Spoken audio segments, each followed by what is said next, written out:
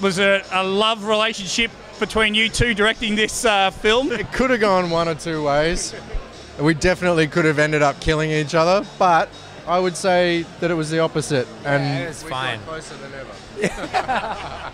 A lot of the thematic elements of the film weren't things that we had premeditated. I mean, that's the whole idea about documentary. We have a really good relationship with Ross and Tom, the surfers, and I'd like to think that when people come out of the theatre, they don't even really...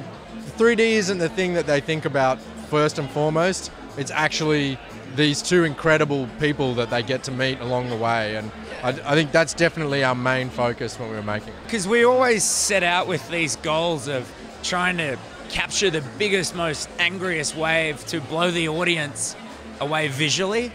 And once you kind of get into these things and you realize that you're putting a production schedule on Mother Nature. So you go, we've got 4 months to shoot.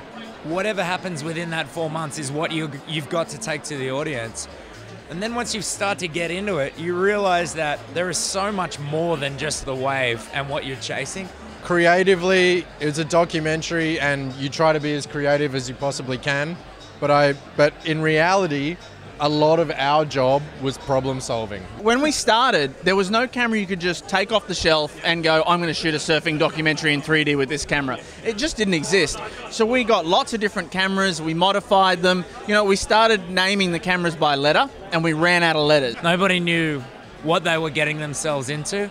And the fact that we built a lot of our own cameras, we were testing on the way. We had this problem. See, if you're shooting 3D and you get water on one lens, then you've kind of got a blob of water on one eye, not the other, and it's called a retinal rivalry. People are going to try and wipe water off one eye. It's annoying and it doesn't work in 3D. So we put scuba tanks on the back of the jet ski, and I set up this system where the air would go up to the camera, had tiny little jets that would blast down on the lenses, keep them completely clear of water. But it was pretty cool when we finally had 3D images to look at in the edit suite.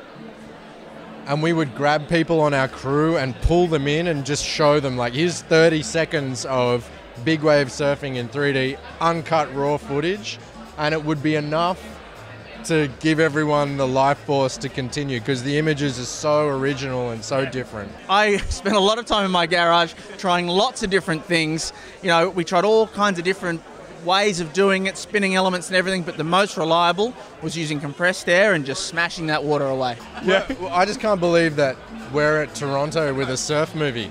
I haven't tried watching it drunk yet. Maybe I'll do that tomorrow at our screen. I'll probably be doing it this week sometime. You should be. You guys deserve it.